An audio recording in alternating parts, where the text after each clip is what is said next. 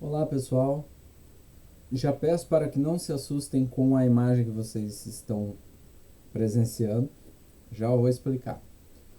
O que, o que nós abordaremos nesta playlist? Essa é a segunda playlist, uma sequência, porém é um conteúdo totalmente diferente, você pode estudar apenas esse conteúdo, né? Que será o design do User Experience, né? O X ali, né? Em português, digamos. É pouco utilizado, digamos assim, pouco estudado. É um conteúdo delicado, delicado no sentido de você exigir do profissional, do desenvolvedor, do analista, que ele tenha essa visão do design user experience. Por quê? Porque quão mais prático e cômodo não é eu desenvolver para a minha facilidade. Usar a tecnologia que eu quiser, as cores que eu bem entender, os tamanhos, os formatos. Isso para mim é cômodo. Então, esse é um grande desafio em sistemas, porque nós temos que, ao mesmo tempo que desenvolver a aplicação que seja útil, que cumpra com o prometido no termo de ação, ela também tem que atender a necessidades dos usuários, necessidades estéticas, necessidades físicas, enfim, N tipos de necessidades tecnológicas, de equipamentos, ainda mais com a variedade que nós temos hoje.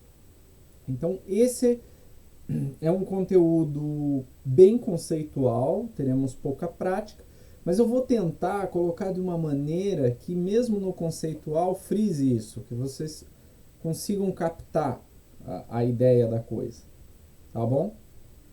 Então, vamos começar, né? Começamos ali com usabilidade. Nielsen diz o seguinte, que ela pode se definir como uma propriedade composta por diversos atributos e responsável por mensurar a qualidade de uma IHC. Isso foi definido como usabilidade. IHC é interação humano-computador. Então, ela é responsável por mensurar, ou seja, ela vai medir a qualidade da interação entre o homem e o computador. E o sistema, né? O computador, vamos trabalhar no termo genérico, não levem ao radical, né? Acho que na época que elaboraram esse conceito não pensaram nisso. Entendam como computador sistemas, seja ele qual for, software, hardware, enfim. Então vamos entender melhor. Quais são os pilares da usabilidade? Os pilares são o seguinte. O primeiro, opa, eu vou entrar aqui no modo de edição. Então, o primeiro é a habilidade de aprendizado.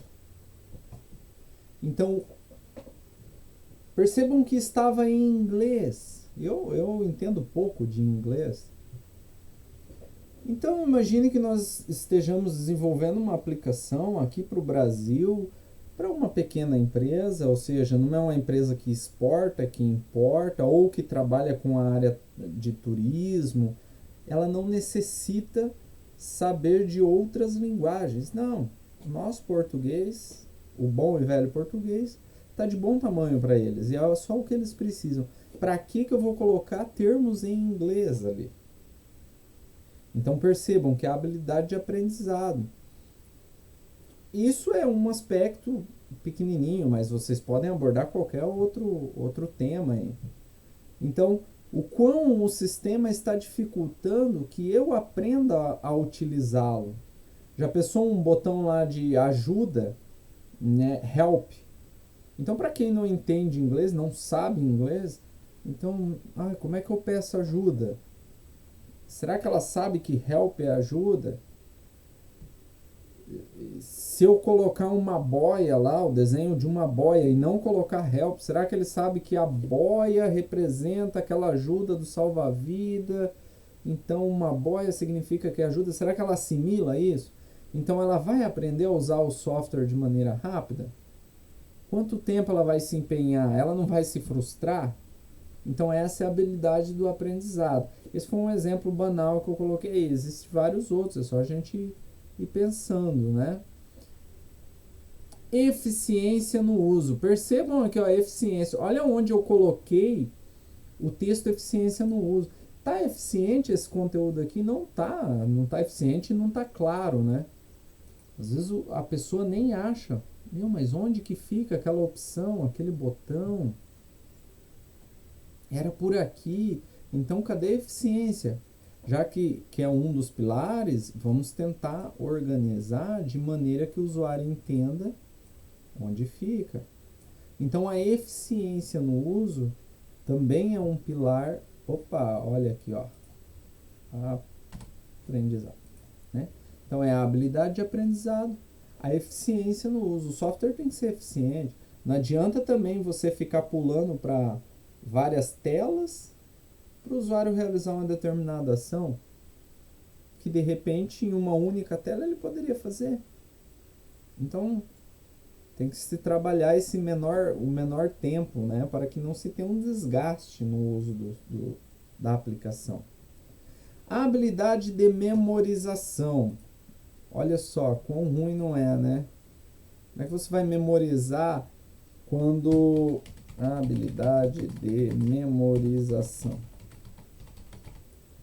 Essa habilidade de memorização é interessante. Por exemplo, vocês podem até achar que isso não exista, mas podem crer, existe sim essa dificuldade. O que acontece? O software, ele para executar uma determinada função, ele precisa de um código. Eu vou procurar um produto. Eu preciso digitar o código do produto. Imaginem vocês, o usuário, ter que ter uma tabela de código de produtos para ele procurar manualmente esse produto. O produto 00350 é o produto tal. Então ele vai digitar lá no sistema 00350. Kleber, mas ele faz isso todo dia. Ele faz o uso desse produto, desse código. Ele acaba aqui memorizando. Essa habilidade de memorização não é você transformar o trabalho do sistema, que deveria ser automático, por isso que é informática, é uma informação automática. Então essa habilidade de memorização não é você transformar isso numa maneira manual, numa maneira que dependa do usuário. Por mais que o usuário ele consiga memorizar, se fosse o caso, mas e se amanhã ou depois ele falta? Se ele fica doente, por alguma razão, esse mesmo funcionário, usuário, ele não estará mais ali na frente do equipamento, vai ter que ser outro, ou você mesmo. E aí? Então essa habilidade de memorização não é você perder tempo memorizando códigos, o sistema ele tem que ser automático. Então você tem que facilitar o uso.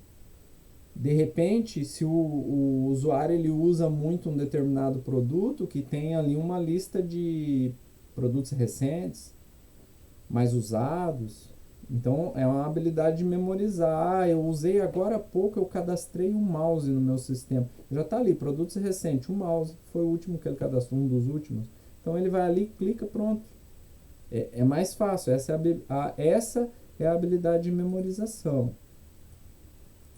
Aí nós temos aqui, né, o famoso erros e satisfação. Esse erros, eu coloquei um erro de português aqui. Satisfação, né? Mas esse erro não se prendam a erros de português. Esse erros é o seguinte, a gente sabe que todo software, ele, por mais que a gente trabalhe, sempre terá alguma brecha. A gente tem que trabalhar para que isso não ocorra. Né? Brecha que eu digo são erros. A gente tem que trabalhar para que isso não ocorra, mas a gente sabe que isso pode ocorrer. Então, por exemplo, existem erros propositais, né? Então, o usuário ele tem campos obrigatórios para ele preencher. Só que ele não preencheu e ele clicou em cadastrar. É proposital que gere um erro. Por quê? Porque lá na minha regra de negócio eu preciso dessa informação. Não interessa o porquê. Então o sistema não pode permitir o cadastro sem os campos obrigatórios. Então o que acontece? Se você não colocar ali no campo uma corzinha vermelha, uma mensagenzinha que chame a atenção dele, ó, esse campo necessita ser preenchido, esse campo é obrigatório. Então, esse é o erro e satisfação. A satisfação está em quê? Eu errei, mas eu estou satisfeito com o sistema porque ele está me apontando onde foi o erro e qual a solução. Também não é só dizer é necessário preencher esse campo, porque às vezes ele preencheu o campo. Mas vamos supor uma data de nascimento em que o ano necessita ter 4 dígitos, mas o usuário digitou apenas 2 dígitos no ano. Então, além de gerar o erro, você deve apontar para ele qual é a solução. Melhor ainda se você puder trabalhar essa solução, né? Isso é possível. A gente pode criar aí uma metodologia, o desenvolvedor, onde, independente se o usuário preencher 2 ou 4 campos, depois ele preencha com 4 campos. Mas a gente sabe que em determinadas ocasiões isso não funciona. Pode ser 1.800, pode ser 1.900, pode ser 2.000. Então, né, é meio controverso. Mas se o sistema não puder gerar isso, que pelo menos aponte a solução. Então, nós temos aí já abordado o que Nielsen diz sobre usabilidade, que é a habilidade do aprendizado, a eficiência do uso, a habilidade de memorização e erros e satisfação. Tá? Então, vamos continuar sobre a engenharia de usabilidade. Ainda o mesmo autor, ele trata de 3 fases. A fase de pré-design, a fase de design e a fase de pós-design. Tá? A pré-design, conheça o usuário. Bem simples, você vai desenvolver uma aplicação para o usuário, você deve no mínimo conhecer o nicho de mercado dele. Qual é a ideia dele, o que ele busca, para que ele quer essa aplicação. Você deve conhecer esse ambiente antes. A partir do momento que você conheceu, você está dominando o conteúdo. Você pode até não saber tão profundamente quanto ele, afinal de contas ele trabalha com aquele recurso, você não. Mas quando ele te falar alguma palavra, alguma frase, alguma ação, alguma rotina, aquilo para você vai ser comum, você já estudou isso antes. Então, se você vai desenvolver uma aplicação para uma escola, é necessário você conhecer algumas aplicações anteriormente. Como é que funciona uma aplicação para a escola? É só gerar média? É só colocar o nome do aluno, do professor, gerar média e falta? Não. Existem vários fatores que devem ser analisados, né? Questão de justificativas de falta, questão de elaboração de avaliação descritiva, enfim, N fatores aí. Isso de um software concorrente. Então aí você estuda todo esse ambiente antes, como que é e essa escola que você vai ofertar ou que você vai lá para fazer a apresentação, conhecer, é uma escola de ensino médio, ensino básico, fundamental, ensino superior, é tudo. Né? A partir do momento que você conheceu o nicho de mercado, aí você vai para se apresentar. E aí você está ambientado naquilo que você vai receber do seu cliente. Então, quando o seu cliente falar que precisa de certas coisas, você já tem um start ali até de concorrentes. Então, conheça o seu usuário, conheça o mercado dele. O que ele faz, por que ele faz aquilo, para que ele faz. Né? São pequenas questões básicas mas que faz uma grande diferença na hora de você elaborar o projeto. Existem tipos de mercado, não é comércio, né? Instituições filantrópicas, por exemplo, não governamentais, governamentais, comerciais. Aí tem área industrial, tem a área de varejo, tem. Então olha quantos ganchos a gente tem. N opções para trabalhar. Essa é a fase do pré-design. Você tem que estudar o seu cliente antes. Senão, você não consegue captar ele como cliente. Uma das opções. Conseguiu captar ele como cliente, legal, mesmo que você não conheça a área dele. Mas isso vai dificultar todo o projeto. Porque se você não souber o nicho do seu cliente, dali em diante é só fracasso. Você vai entregar algo que não era esperado.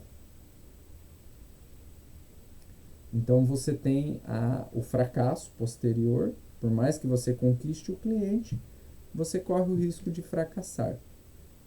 E isso não é interessante, né? É mais interessante você ter o seu nome, o nome da sua empresa enaltecido, né? Ó, aquela empresa lá, a aplicação deles, recomendo. Quem que não gostaria? Mas para isso tem que se atentar à fase de pré-design. Depois ele diz que tem a fase do design, né? Uma fase mais prática, né? Onde ele diz que tem que ter o design paralelo, participativo. Esse design paralelo participativo, faça protótipos, testes empíricos, avaliações heurísticas, design interativo. Então, o que você vai fazer, né? Chegou para o seu cliente, ele vai começar a expor as dificuldades, porque se ele está buscando um software é porque ele tem uma dificuldade, não é porque ele tem uma facilidade. Se ele tivesse uma facilidade, para ele nem necessitaria da automação. Se ele busca automação, é para sanar alguma dificuldade. Seja ela captar cliente, seja ela melhorar o desempenho dos funcionários, do trabalho, das atividades, seja ela ganhar em hora, ganhar em termos lucrativos, né, monetários. Enfim, ele quer sanar uma dificuldade. Então você vai sentar com ele, ele vai te passando as dificuldades e com base nisso você vai desenvolvendo, né? Então você vai elaborar. Pode até ser, alguns professores até pedem para desenhar numa folha, desenha no que você tiver. Sim, desenha no que você tiver, mas não é profissional. Leva lá um notebook com um software adequado. Eu até posso depois citar alguns softwares aí, mas o software também não precisa ser cheio de get-get, porque ali de momento você vai colocar figuras geométricas para o seu cliente. Um retângulo, um triângulo, aqui vai foto, aqui vai texto, aqui vai uma barra, aqui vai ter uma animação, né? Aqui tem um campo, aqui é uma área restrita, aqui é um formulário, enfim. Então você vai desenhando isso, você vai prototipando, mas é uma fase ainda não considera-se um protótipo, porque é uma fase ainda bem crua, né? Bem amadora, vamos dizer assim. Realizou esses protótipos, aí você já pode começar a elaborar as telas. Você elabora umas telas mais elegantes, já coloca umas imagens, coloca alguns textos relativos ao conteúdo, nada que demande tempo. Fez isso, o que é o design paralelo participativo? Sempre que possível, solicita o acompanhamento do seu cliente. Olha aqui, eu estou pensando em fazer a trajetória da sua aplicação dessa maneira. E ele vai analisando e vai te dizendo se gostou, se não gostou. Realmente, isso ficou bacana. Eu não queria isso, mas já que você colocou, eu achei que ficou melhor. Né? Esse é o design paralelo participativo. Consequentemente, você acaba fazendo protótipos. Né? Já os testes empíricos e as avaliações heurísticas já são quando você já tem os protótipos, né? Algo já aprovado, né? Não precisa ter o projeto todo aprovado, mas pelo menos ali de início o cliente, não, gostei assim, continua fazendo assim, vamos ver como é que fica.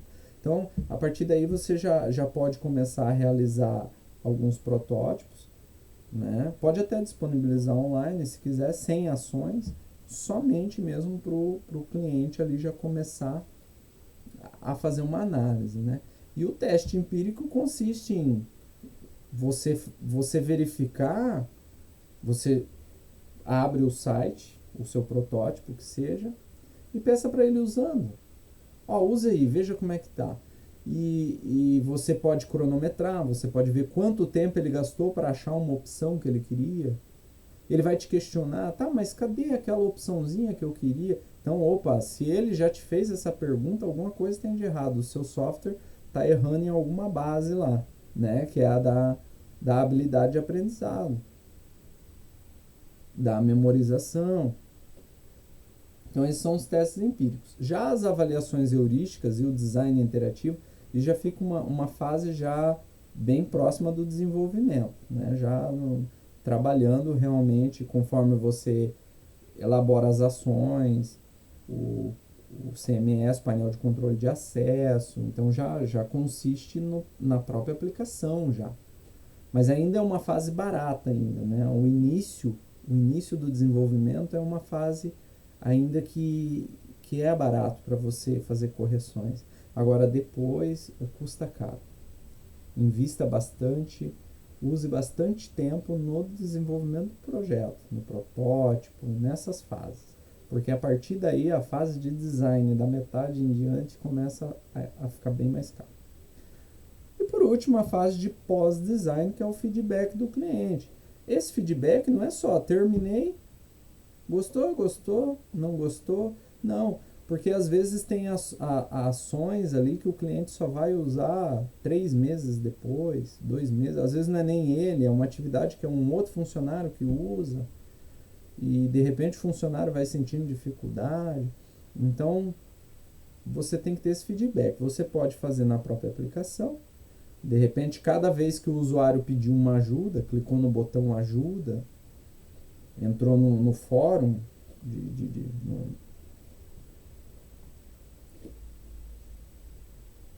entrou no fórum